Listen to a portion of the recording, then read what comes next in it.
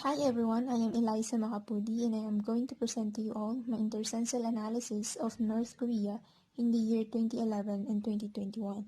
So I've been curious about North Korea's population rate since we all know that North Korea is way too far different from South Korea and there's very little of what we know about the country, so that's why I choose North Korea. So this study aims to compare the two censuses in the year 2011 and 2021 through intercensal data, which includes birth, death, and mortality rate, net migration, as well as international data. Intercensal population estimates are produced using data from Population Reference Bureau or PRB, World Population Data Sheets 2011 and 2021, which was supported by some data from other reliable resources. So let me start with a brief background of the country, North Korea. North Korea, country in East Asia, it occupies the northern portion of Korean Peninsula, which juts out from the Asian mainland between the SC and the Yellow Sea. North Korea is formally known as the Democratic People's Republic of Korea. It was founded in 1948 when the United States and the Soviet Union divided control of the peninsula after World War II.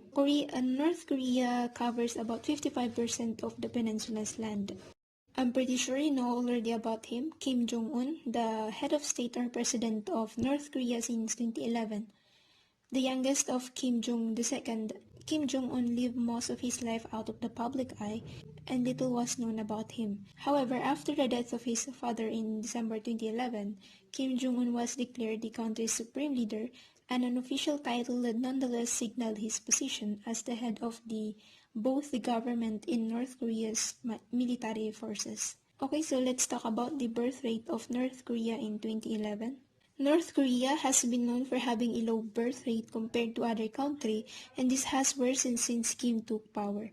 According to Daily NK, an organization that hires journalists who are originally from North Korea, people in the said country could no longer even wish to have one child to raise really well, and they are now choosing not to have any children at all. Why? Is it because Kim Jong-un doesn't allow women to have more than one child? Apparently, that's not the case. You see, in the year 2011, there are 1.93 births per woman, which is mas mababa pa compared to the previous year, 2010. And in contrast to the birth rate in North Korea, the country has high infant mortality rate. Now let's take a look at this table. As you can see, the number of births per 1,000 population of North Korea is 15, while 9 on the number of deaths per 1,000 population. This is during the year 2011. So how about the infant mortality rate ng North Korea? Unsurprisingly, the infant mortality rate of North Korea is 32, which is higher than in South Korea, which only has 3.2. You see, magkapareho ng rason kung bakit mababa ang birth rate ng North Korea and mataas naman when it comes to its mortality rate. And one of the main reasons for this is the limited access to quality life-saving services. As stated by the head of the KIHASA Center of Reunified Korea Social Security, 3 out of 4 infants in North Korea do not get proper nutrition, leading to the high mortality rate. North Korean infants and children are more prone to illnesses due to poor social infrastructure and limited medical services, resulting in the high mortality rate. Now you may be asking, why is North Korea a poor country? Well, North Korea, as a result of its economic structure and lack of participation within the world economy, poverty in the country is prevalent. Approximately 60% of North Korea's population lives in poverty. So moving on to North Korea's migration rate. As of 2011, the net migration rate per 1,000 in North Korea is 0. Accordingly, North Korean citizens usually cannot freely travel around the country, let alone travel abroad. Immigration and immigration are strictly controlled, no wonder the net migration rate per 1,000 is 0. So North Korea's population in 2011, there was an increase of 124,552 population in North Korea compared to, based on the population data given, the number of women have overtaken that of men in the year 2011, even in the previous year 2010, where the female population outnumbered men from 51.13% to 48.87% respectively. So 10 years later, the population of North Korea in 2021 has 25,887,141 million with a growth rate of 0.42%, According to 2021 World Population Data Sheet, the births per 1,000 population in North Korea is 14 only, while 9 on the deaths per 1,000 population.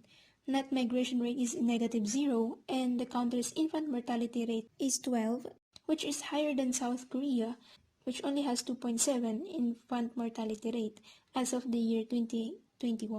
So these are the implications to the environment. The birth rate is one of the most basic and important measures in demography. Mortality rates are often used to identify vulnerable populations. Total fertility rate helps us to estimate how a population might grow, shrink, or stabilize over time. Measuring migration is important to a country for understanding population and societal changes. So in conclusion, every year North Korea population expected to reduce by 11,226 people. As per trend analysis, North Korea will have more deaths than births from 1950, and this will impact population growth. Based on the conducted research, North Korea population in 2011, which has 24.67 million, was increased by 1.23% in 2021, which has 25.9 million population. Since 2000, North Korea's birth rate has exceeded its death rate. However, as time goes by, the country's birth rate went low and worsened since Kim took place. As being mentioned earlier, the country has high infant mortality rate of 32 in the year 2011. As being mentioned earlier, the country has high infant mortality rate of 32 in the year 2011, but surprisingly, it decreases from 32 to 12 in the year 2021. This made the country's President Kim Jong-un to encourage its people to get married and have a child. Experts are hoping that this will continue to lessen the number of infant mortality rate and increases the birth rate in the upcoming years, because if this won't happen, overall population growth of North Korea is expected to be decreasing starting year 2039. And that's the end of my presentation for today. Thank you for listening. Hello everyone, I am Opie ENCABO and I will be presenting an intercensal analysis of the United Kingdom. UK is an island country located off the northwestern coast of mainland Europe. The UK comprises the whole of the island of Great Britain, which contains England, Wales, Scotland, and Northern Ireland. London, the capital, is one of the world's most important commercial, financial, and cultural centers. This intercensal analysis will tackle 8 variables: the gross national income, population, net migration rate, carbon emissions, fertility rates, HIV, life expectancy, and death rate. Now we have the GNIPPP, or the gross national income in purchasing power parity.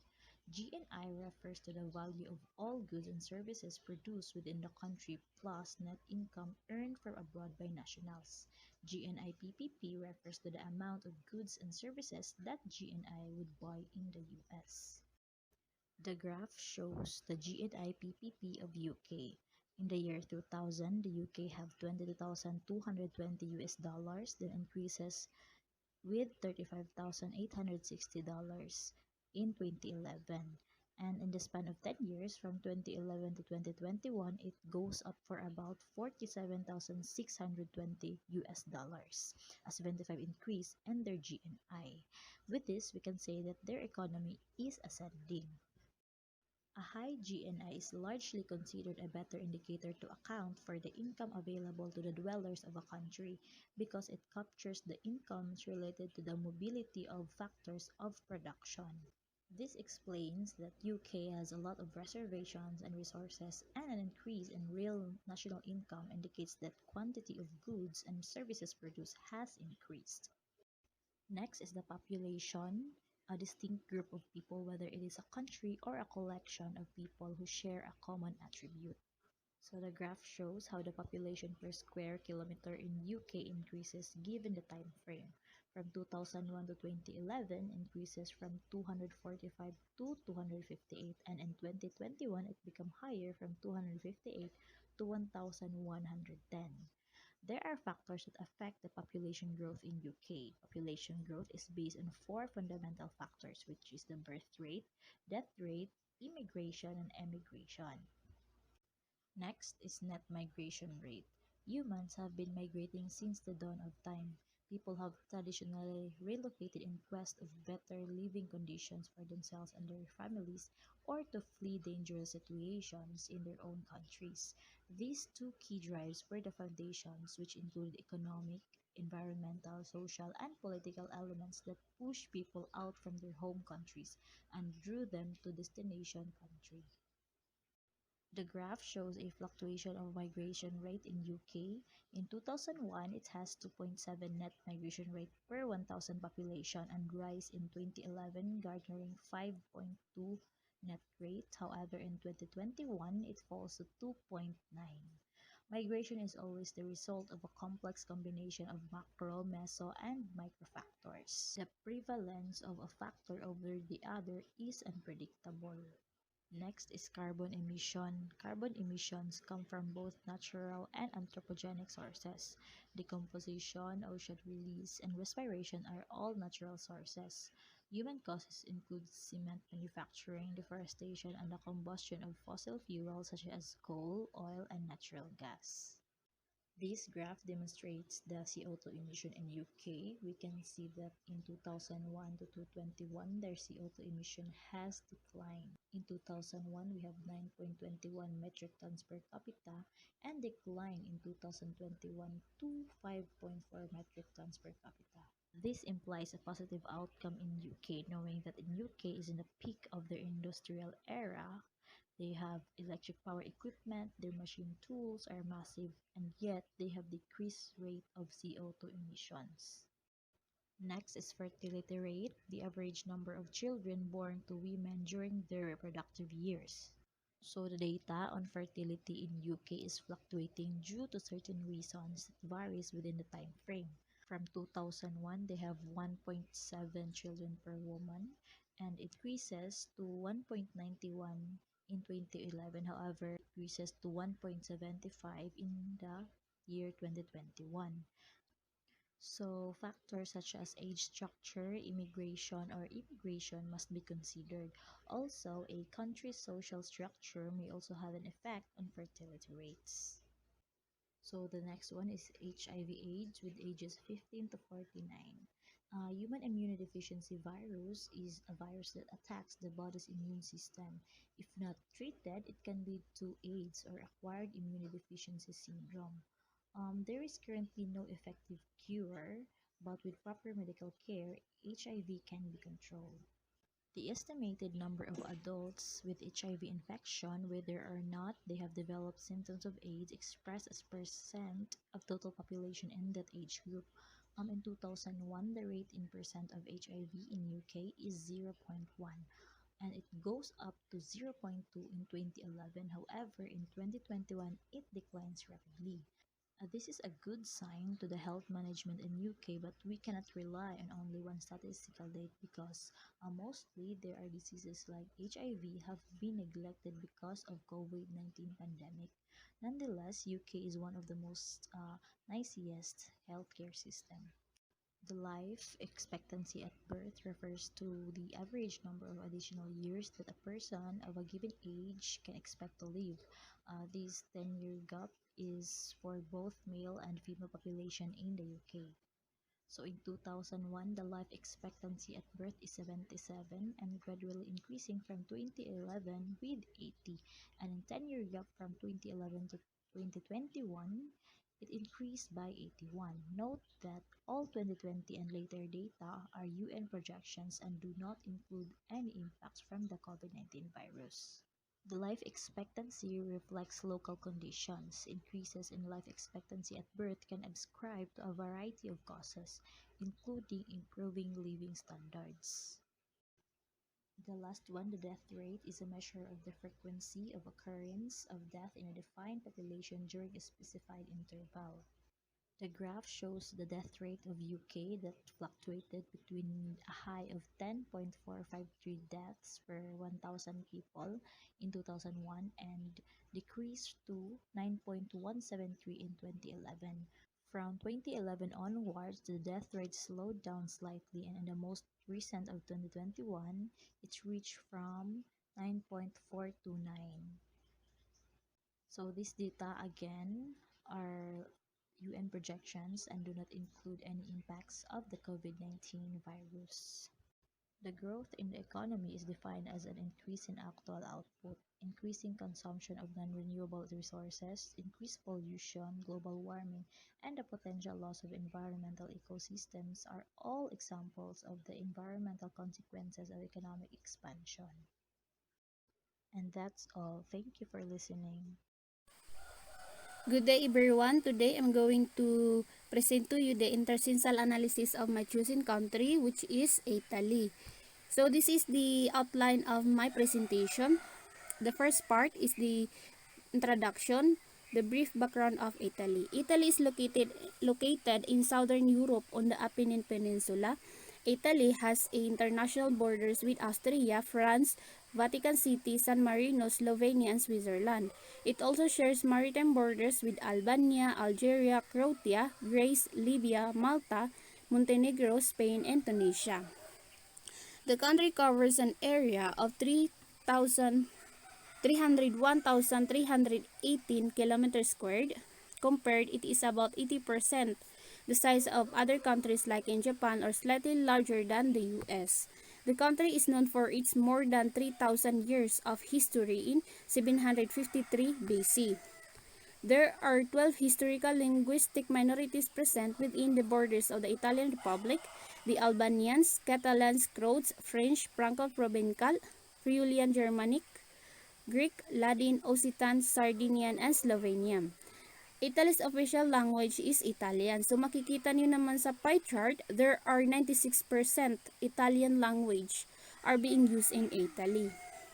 In terms of economy, most significant industrial sectors in Italy are the automotive industry, textiles, agriculture, electrical product, office equipment, and tourism.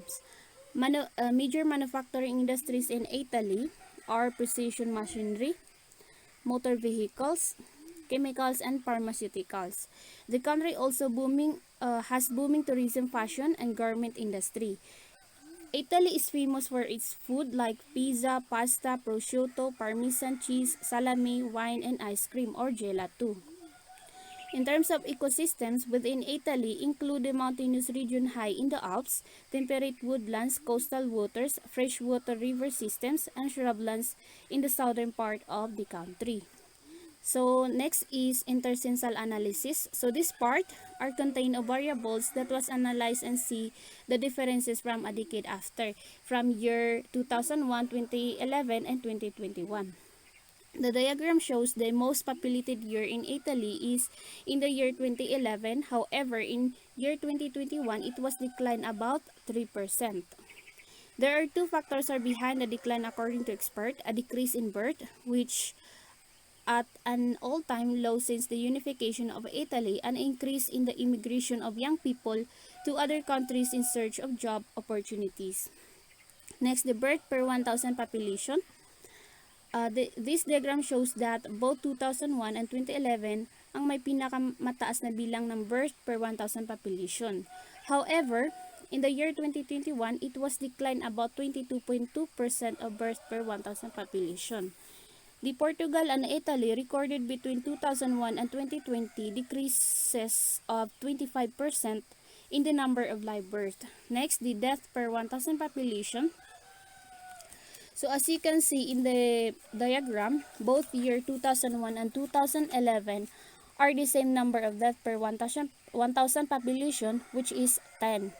But in the year 2021, it was increased about 30%. One of the reasons why it was increased is due to the impact of COVID-19 pandemic. Next, the projected population in year 2025. As you can see in the diagram, ang may pinakamalaking projected population is sa year 2011, which is 62.2 million.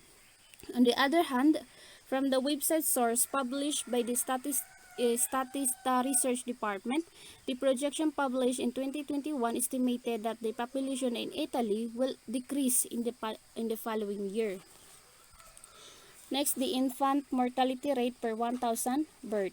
The diagram shows that ang may pinakamataas na infant mortality rate is in the year 2021. Several scholars point out that age is associated with other risk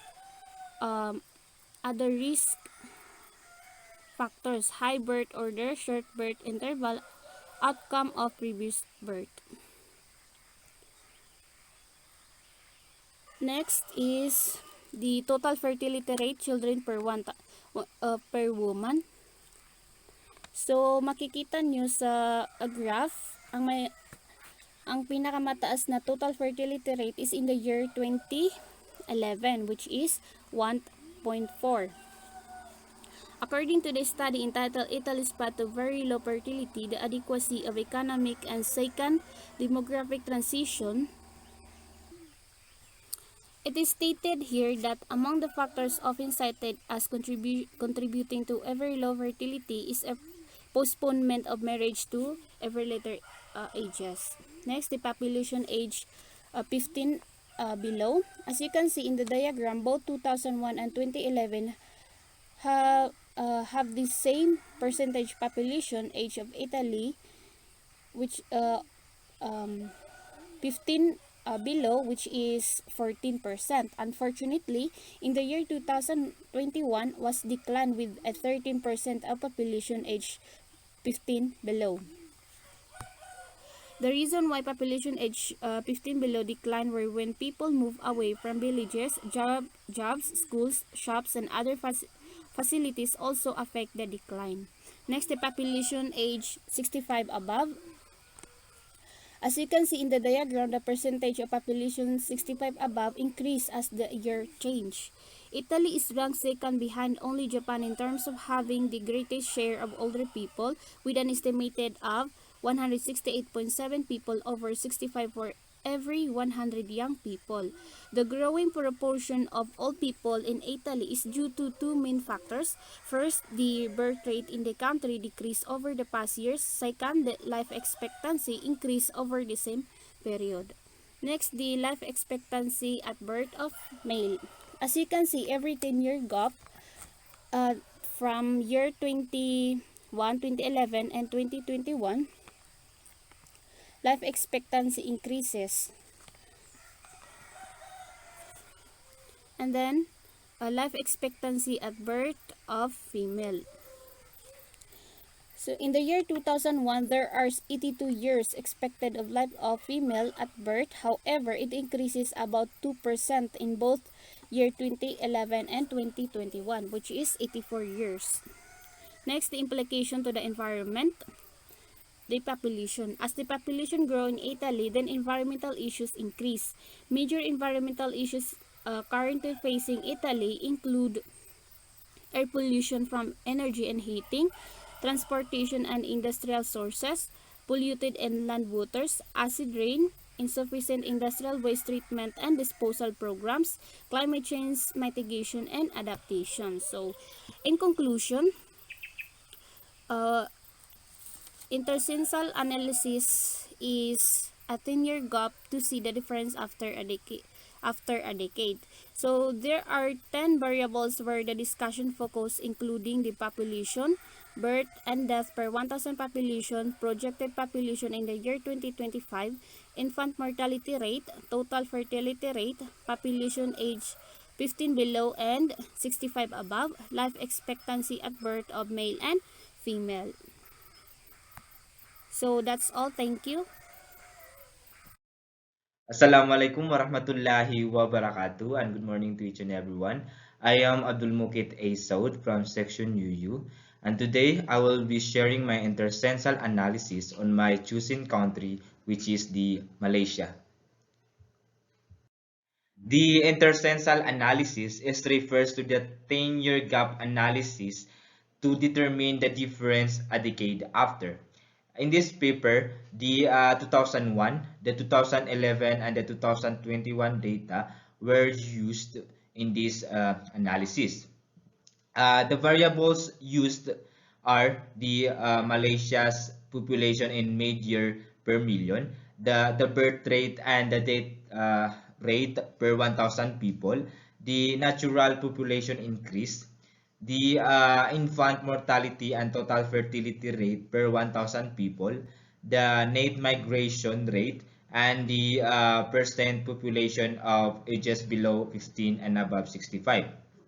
Uh, in this analysis, I used tabular and graphical representation to highlight the percentage of the decrease and increase rate in the particular variables of the 3 years given.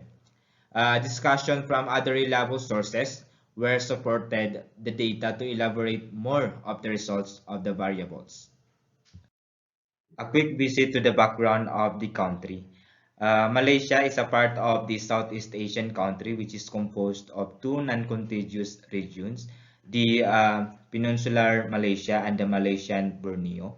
The Kuala Lumpur is the capital of the country, and according to Origin B, the combined area size of the country is about 329,847 square kilometers. The Malaysia's population is a mix of the three major ethnic groups.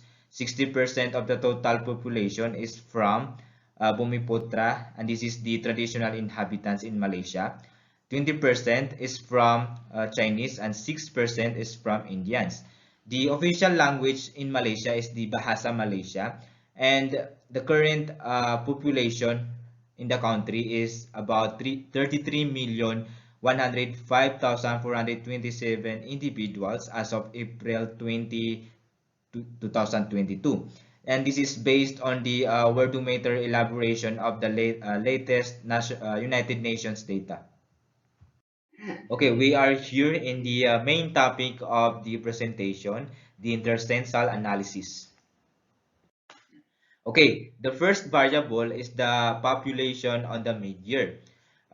In this graph, it shows that there is a little decrease of the population from 22.7 of the 2001 to 21 of 2011, and a great increase to 32.8 of 2021.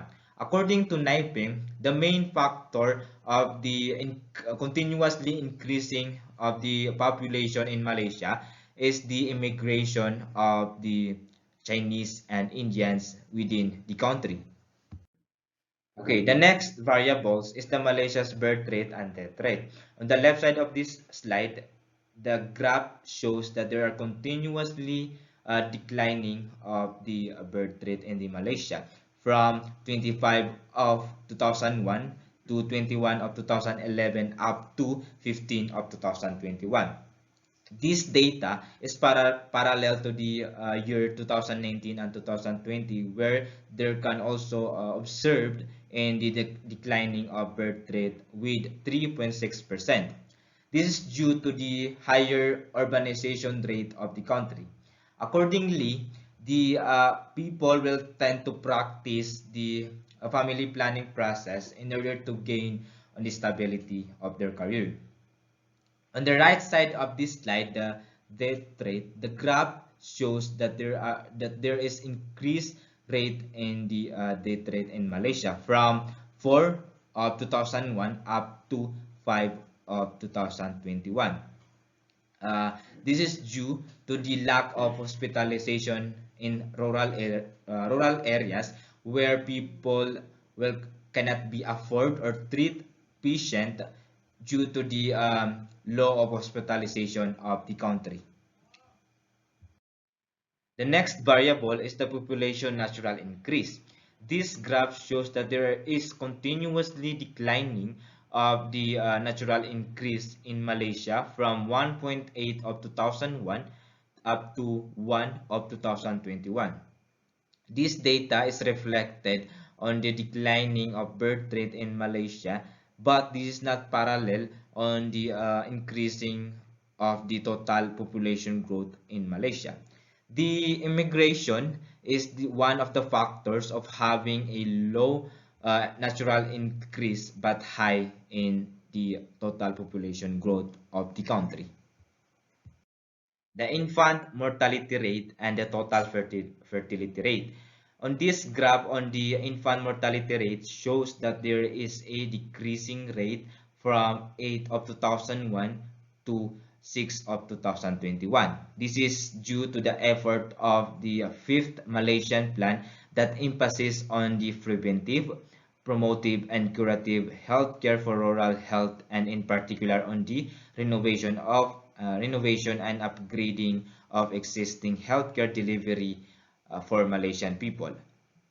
On the other graph of the total fertility rate shows that there is a decreasing rate from 3.2 of 2001 to 1.8 of 2021.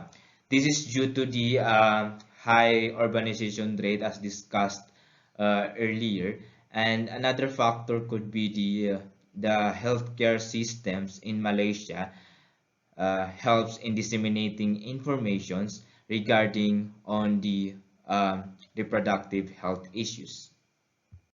The net migration rate of the country is increasing from 1 of 2011 to 2 of 2021. This is due to the continuously suffering of Malaysia from the serious labor shortage and is forced to resort to foreign workers. About 300,000 Indonesians, Thais, and Filipinos are estimated to be working illegally and cannot be expelled because their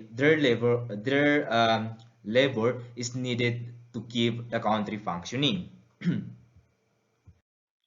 Okay, on the implications to the environment, people have the greatest impact on the destruction and the development of the environment. The continuously increasing of the population in Malaysia, including the immigrants and then the foreign workers, could lead to the increasing of extraction of the resources, the natural resources from the environment. For example, the forests. The forest would be destroyed or disturbed in order to provide a shelters for the Malaysia's population. As the conclusion of this study, immigration has the greatest impact on the increasing of the population growth of Malaysia. In addition to the urbanization rate of the country could contribute on the declining of the birth and the total fertility rate due to practicing the family planning or the reproductive health in the country. Okay, that's all for the intercensal analysis for the Malaysia. Thank you for listening on this presentation. Assalamualaikum and good morning everyone. I am your proud classmate Mohammad Ali A. TABAO. We live in a global information age where emphasis is placed on the importance of obtaining, disseminating, and analyzing accurate information in a timely manner. With the new approach and technological advancements, a certain census has achieved significant improvements in data timeliness to meet the increasing demands of sophisticated data users. Doing a research or analysis of a certain country with a certain census is very important for this global information age. So now, I will share to you my intercensal analysis to the most sustainable city in Asia and the undoubtedly leader among Asian countries for eco-friendliness. Ladies and gentlemen, I present to you Singapore, a small Asian heavyweight. So, what is an intercensal analysis? Accordingly, an intercensal analysis is a 10-year gap analysis to determine the difference a decade after. It is a method that describes the estimations of population census of the countries or state by multiple regression analysis of symptomatic data. This is a technique that indicates it to be more accurate than any of population census. So this report comprises the population data of Singapore with the different major variables or factors that affect the population such as the birth rate, death rate, the infant rate, mortality rate, the total fertility rate, and of course the net migration rate. Singapore is an island country off the southern tip of the Malay Peninsula in Southeast Asia. It is separated from Malaysia by the Straits of Johor and from Indonesia's Riau Islands by the Singapore Strait. Singapore has a strategic location for Southeast Asia sea routes. The government system is a parliamentary republic. The chief of state is the president and the head of government is the prime minister. Singapore has a highly development free market economy in which the economy is open and corruption free. Accordingly to Ms. Jane, the country's founder and first prime minister Lee Kuan Yew ruled for more than 30 years until 1990, after which she became senior minister and ultimately minister mentor to the Singaporean government until his resignation on 2011. Singapore is a small but prosperous island nation that has a lot to offer when it comes to quality of life and individual growth. Although a little red dot on the world map, the country is very conducive for families and raising kids in a happy and safe environment. It is widely known as the undoubtedly leader among Asian countries for eco-friendliness. So let's find out why is Singapore recognized as that way. Before we discuss those variables or factors that affect the population, let's first start to look and analyze at the total population of Singapore on the mid-year 2001, 2011, and of course to 2021. So we have here a table of the population. So the table shows that the highest number of population of Singapore was recorded during the mid-year of 2021. 4.1 million was recorded during the mid-2001, and then 5.2 million was recorded during the mid-2011. It implies that the total population was increasing since 2001 up until 2021. So accordingly, this is due to the reason that Singapore is currently facing an increasingly aging population caused by increased life expectancy coupled with decreasing birth rates. Singapore's total population grew to 5 million people mainly due to an increase in foreign worker or foreigners, or should I say migrants, numbers. So here are the factors that affect the population. First one is the birth rate. So according to the table, it shows that the birth rate of Singapore per 1,000 population during 2001, 2011, and 2021 is 14, 9, and 9 respectively. It implies that they had the control of it and maintained it from 2011 to 2021. Accordingly, in 2011, the people starts to practice family planning, and healthcare systems also has been developed to assist the inappropriate increase in the population growth of the country. It implies that they had the control of it and maintained it from 2011 to 2021. The next factor or variable that affect the population is the death rate. So the table shows that the death rate of Singapore per 1,000 population during 2001, 2011, and 2021 is 4, 5, and 5 respectively. It implies that they have a control of it and maintain it since 2001 up until 2021. Accordingly, the leading cause of death for Singaporeans was diseases of circulatory system with around 7.3 thousand deaths in some year, while heart diseases is still the leading cause of death worldwide. In many high-income countries, cancer has overtaken the heart disease, but in Singapore, they have maintained and control of this disease. The next one is the infant mortality rate.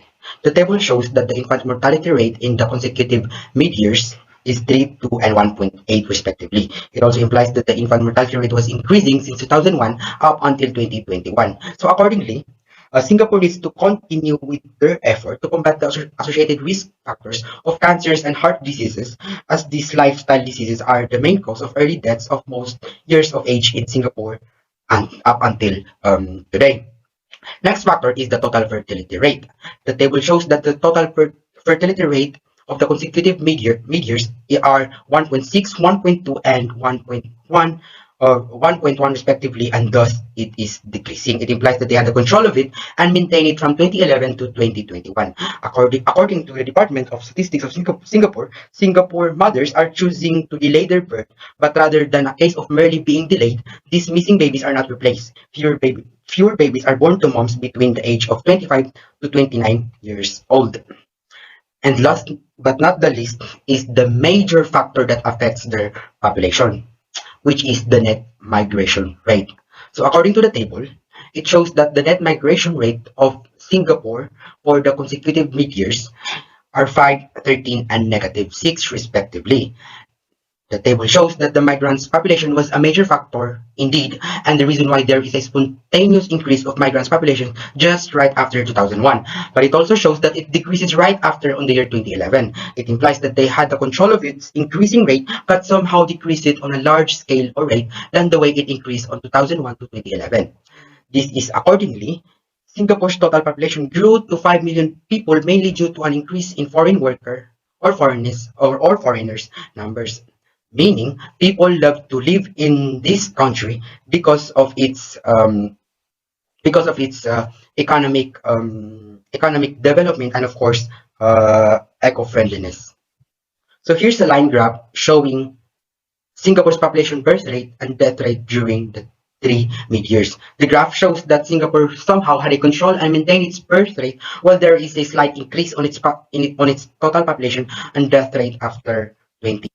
Here's another line graph that's showing the Singapore's infant mortality rate, total fertility rate, and of course the migration rate during the 3 mid-years. The graph shows that Singapore somehow had a control and maintained its infant mortality rate and total fertility rate, while there is a major decrease on its net migration rate after 2011. For the implication to the environment, Singapore has come a long way on its journey towards sustainability. Over 50 years ago, Singapore was dirty and polluted, lacking proper sanitation and facing high unemployment. It was a small developing island city-state with no natural resources and faced an uncertain future after its unexpected separation from Malaysia. Many were skeptical that Singapore could even survive on its own.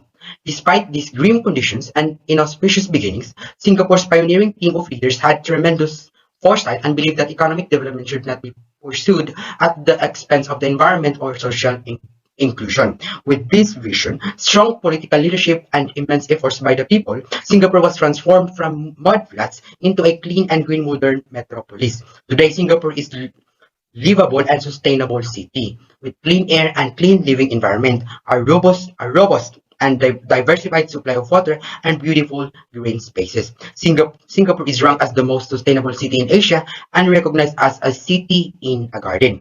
Now, sustainable development has been the cornerstone of Singapore's continued progress in pursuing economic development. They have been careful not to sacrifice the quality of their environment. A possible effect of overpopulation are first, deforestation and desertification, second, extinction of animal and plant species, and third is changes in the water cycle, and most direct consequence of all in the form of emissions of large quantities of greenhouse gases, leading to global warming. But there are some benefits of overpopulation. More people means more labor force. It can produce more things and more people will buy products. However, the growth of population should be similar to the food supply, since overpopulation will cause a lack of food. And as the rate growth of population exceeds, the rate of more things also increases. But thanks to the eco-minded / eco-warrior leaders of this country, Singapore can maintain its rank as the most sustainable city and the undoubtedly leader among Asian countries for eco-friendly. So here are some pictures of Singapore. As you can see, they have an obvious great quality of economy and at the same time a great quality of environment. Because again, in pursuing their economic development, they have been very, very, very careful not to sacrifice the quality of their environment. So as you can see, they are indeed a city in a garden. So to conclude, of all the countries on the Asian continent, Singapore tops the list in terms of eco-friendliness. Singapore, like any other Asian countries, is developing at an astronomical rate, or should I say exponential rate, in an environmentally responsible way. It's a fantastic location for both up-and-coming and veteran entrepreneurs to make their fortune. The former Prime Minister, or the first Prime Minister, Lee Kuan, believes that one day Singapore will be referred to as the city in the garden, and guess what? They have achieved that. Singapore helps bring together great minds to work through the challenge of growing an economy while respecting the planet. So I guess that's all. Thank you for listening and have a great day, everyone.